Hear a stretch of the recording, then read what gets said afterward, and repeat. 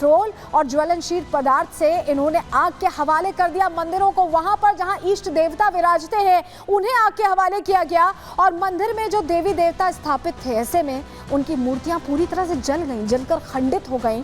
और दोनों मंदिर हरे कृष्ण नाम हट केंद्र के अंतर्गत आते हैं बताया जा रहा है और इन दोनों मंदिरों में भारी नुकसान हुआ, यहाँ तक कि मूर्तियों को जलाकर खंडित किया गया। चलिए जल्दी से आपको तस्वीर दिखा देते हैं क्योंकि तस्वीर सारे हालात आपको बखूबी समझाने में कामयाब होंगी। ये देखिए, ये महाभाग्य लक्ष्मी नारायण मंदिर है। हम आपको खोलकर तस्वीर भी नहीं दिखा पा रहे हैं क्योंकि ये इष्ट देवता हैं जिनकी हम आराधना करते हैं, जिनकी हम पूजा करते हैं, उन्हें आग के हवाले कर दिया गया है।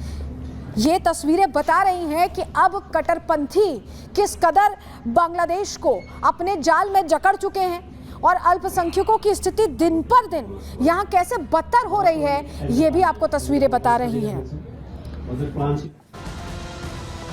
जो हालात बने हुए हैं, इस्कॉन टेम्पल को जैसे लगातार टारगेट किया जा रहा है, इस पर हमने राधा रमन दास जो उपाध्यक्ष हैं इस्कॉन कोलकाता के, उनसे बात करके समझने की कोशिश की कि क्या उनका संपर्क हो पाया है वहां पर रह रहे लोगों से, जो पुजारी हैं, या जिस तरह का नुकसान पहुंचाया जा रहा है, क्या वहां वस्तु स्थिति है, वो बता रहे हैं। पूरी कहानी सुनिए जरा। इस्कॉन का एक नामहट सेंटर है ढाका उपजिला में, वहाँ पर जो कुछ लोग आकर पेट्रोल फेंक कर पूरे मंदिर को जला दिया है। लक्ष्मी नारायण जी का जो विग्रह है पूरी तरह से वो क्षतिग्रस्त हो गया है, पूरा जो मंदिर है वो जल गया है। तो ये बहुत ही दुखद है। हम देख रहे हैं कि हम बहुत आशा करके रखे थे कि शायद अब ये हिंसा कम होगी, लेकिन फिर से आज जो ये अटैक हुआ है इस्कॉन के एक और मंदिर में, वो बहुत दुखद है। मेरे पास में कई वीडियोज़ आए हैं जहाँ पर हम देख सकते हैं कि कुछ लोग बहुत ही खतरनाक बोल रहे हैं इस्कॉन के भक्तों के लिए। कहा जा रहा है कि सरकार इस्कॉन को नहीं बंद करेगी तो हम लोग खुद इस्कॉन के लोगों की हत्या करना शुरू करेंगे। इस तरह के जो भड़काऊ बयान दिए जा रहे हैं, वहाँ के सरकार को चाहिए कि ऐसे लोगों को गिरफ्तार किया जाए, क्योंकि ये बहुत सारे लोगों को इस तरह से भड़काया जा रहा है और उसके फलस्वरूप ही हम देख सकते हैं कि अभी भी जो अटैक्स है वो रुकने का नाम नहीं ले रहा। देखिए, 5 तारीख का वो दिन था जब शेख हसीना सरकार का तख्ता पलट होता है और उसके बाद मंदिरों पर हमले ऐसा लगा कि बढ़ते गए। आपको जरा बता रहे हैं सिलसिलेवार तरीके से। अगले दिन तख्ता पलट के अगले दिन 6 अगस्त को ढाका में इस्कॉन मंदिर पर हमला होता है। उसके बाद 12 अगस्त को मेहरपुर में इस्कॉन मंदिर पर हमला किया जाता है। अलग अलग जगहों पर आप देखिए इस्कॉन मंदिर को लगातार टारगेट किया जाता रहा है और मंदिरों में जो प्रतिमाएं हैं उन पर भी हमला करने से कट्टरपंथी बाज नहीं आ रहे। 3 अक्टूबर को कोमिला जिला था, वहां पर दुर्गा प्रतिमा पर हमला होता है, उसे खंडित कर दिया जाता है। 11 अक्टूबर को सतखीरा के यशोश्वरेश्वरी काली मंदिर से मुकुट चोरी हो जाता है, माता का मुकुट चोरी हो जाता है। और 11 अक्टूबर चटगांव में दुर्गा पूजा मंडप में उपद्रव होता है। दुर्गा पूजा पहले लगाने की तो इजाज़त ही नहीं दी जा रही थी और जहां लगाई भी गई वहां पर उपद्रव होता दिखाई दिया। 12 अक्टूबर को ढाका के तांती बाजार में पूजा मंडप पर हमला हो जाता है। वहीं 29 नवंबर को चटगांव के 3 हिंदू मंदिर हैं जिस पर कट्टरपंथी हावी हो जाते हैं, हमला करते हैं, नुकसान पहुंचाते हैं। हिंदुओं में जो वहां पर अल्पसंख्यक है उनके अंदर डर पैदा करने की कोशिश करते हैं। ऐसा लग रहा है कि बांग्लादेश में कट्टरपंथी पूरी तरह से बेलगाम हो गए और यूनुस सरकार उन पर कोई कार्रवाई करना तो दूर, चुप्पी साधे बैठी हुई है। बीच बीच में बयानों की बौछार हो जाती है, लेकिन इन बयानों से अल्पसंख्यकों के हालातों में कोई तब्दीली नहीं आती। मुश्किल जस की तस है बल्कि बढ़ती जा रही है। रिपोर्ट देखिए।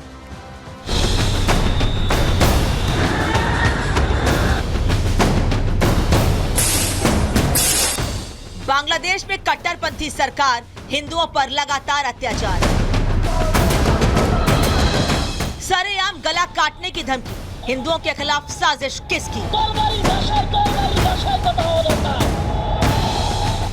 कभी हत्या, कभी मंदिर में आगजनी, बांग्लादेश में हावी नफरती।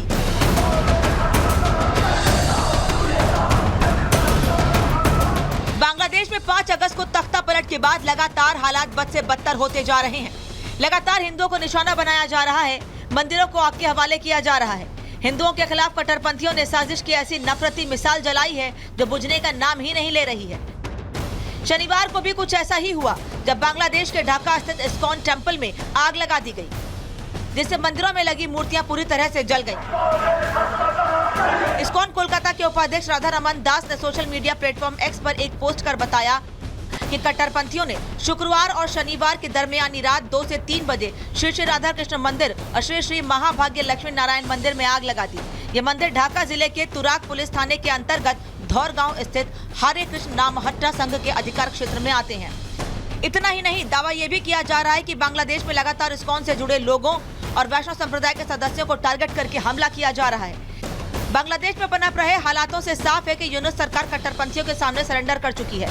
यही वजह है कि अब सड़कों पर खुलेआम हिंदुओं को मारने की धमकी दी जा रही है। कट्टरपंथी बांग्लादेश में इस्कॉन पर बैन लगाने की मांग कर रहे हैं। साफ साफ यूनुस सरकार को चेतावनी दे रहे हैं कि इस्कॉन पर बैन लगाओ, नहीं तो हम अपनी तलवारों से काट डालेंगे।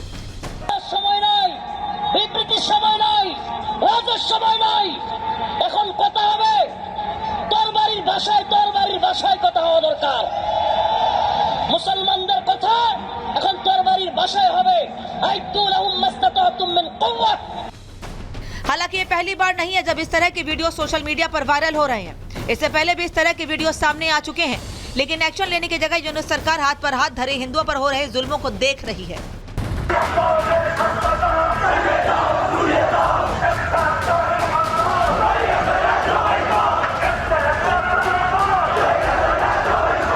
हालात इस कदर खराब हो गए हैं कि इस्कॉन इंडिया ने बांग्लादेश में हिंदुओं की सुरक्षा के बारे में चिंता जाहिर करते हुए संतों और अनुयायियों से माथे पर तिलक नहीं लगाने और बच बच कर धर्म का पालन करने का आग्रह किया है। इतना ही नहीं, अभी कुछ दिनों पहले ही राजद्रोह के झूठे आरोप में गिरफ्तार किए गए हिंदू पुजारी चिन्मय कृष्णदास को अब तक रिहाई नहीं मिली है। बांग्लादेशी सरकार और प्रशासन पर कट्टरपंथियों की पकड़ इतनी मजबूत हो चुकी है कि चिन्मय कृष्णदास की जमानत याचिका पर सुनवाई के लिए कोई भी वकील उनके पक्ष में पेश नहीं हुआ। और तो और चिन्मय कृष्णदास के मामले की पैरवी करने वाले बांग्लादेशी वकील रमन रॉय पर इस्लामिक कट्टरपंथियों ने जानलेवा हमला कर घायल कर दिया, जो अब गंभीर हालत में आईसीयू में भर्ती हैं। इतना ही नहीं, बांग्लादेश के ढाका में भारत के खिलाफ भी प्रदर्शन किया जा रहा है, जहां पुलिस की सुरक्षा के बीच कट्टरपंथी भारत के खिलाफ लगातार जहर उगल रहे थे। इन लोगों के हाथों में ISIS के झंडे थे और पुलिस इन कट्टरपंथियों की सुरक्षा कर रही थी। अब इन हालातों को देखते हुए सवाल खड़े हो रहे हैं कि आखिर पाकिस्तान की राह पर निकले बांग्लादेश में नफरत का बीज कौन बो रहा है? कौन है वो कट्टरपंथी जो लगातार हिंदुओं और हिंदू मंदिरों पर हमले कर सनातन के दुश्मन बने हुए हैं? क्या ये नोबेल पुरस्कार जीतने वाले मोहम्मद यूनुस हैं, जो हिंदुओं के खिलाफ भड़की आग को लेकर अब तक चुप्पी साधे हुए हैं? Bureau report, Republic Bharat. तो बांग्लादेश में ऐसा लग रहा है कि सनातनी निशाने पर हैं और लगातार ये जो हमले हैं ये थमते नहीं दिख रहे हैं और यूनुस सरकार मुंह बांधे चुपचाप बैठी है। ऐसे में भारत में जो संत समाज है उसमें भी आक्रोश है, गुस्सा है। क्या कह रहे हैं संत समाज, सुनिए। बांग्लादेश के अंदर सरकार के द्वारा मिली भगत होकर ये जो तख्ता पलट के कट्टरपंथियों ने सरकार में कब्जा, आतंकवादियों ने कर रखा है बांग्लादेश पर कब्जा, और ये लोग मिलकर आज हिंदुओं को वहाँ से बिल्कुल खत्म निस्ताबूद करना चाहते हैं। हिंदुओं पर बर्बर आक्रमण हो रहे हैं। हिंदू के पुजारियों को और जो हिंदू धर्म से जुड़े हुए हैं, जो भगवान से जुड़े हुए हैं, उनके सरेआम कत्लेआम हो रहे हैं। इसलिए अब वो समय आ गया है कि अब हिंदुस्तान वासियों, सनातन धर्मियों और हिंदुओं अब शस्त्र उठाने का समय आ गया है। ये जो जितना भी हो रहा है ये सब यूनुस सरकार की सह से हो रहा है। जो बांग्लादेशी जो परिवर्तन की सरकार जो आई है, इस सरकार की ही सह है। हम सरकार से, प्रधानमंत्री जी से निवेदन करेंगे कि इन पर सख्त कार्रवाई हो और हमारे सनातनियों को इस्कॉन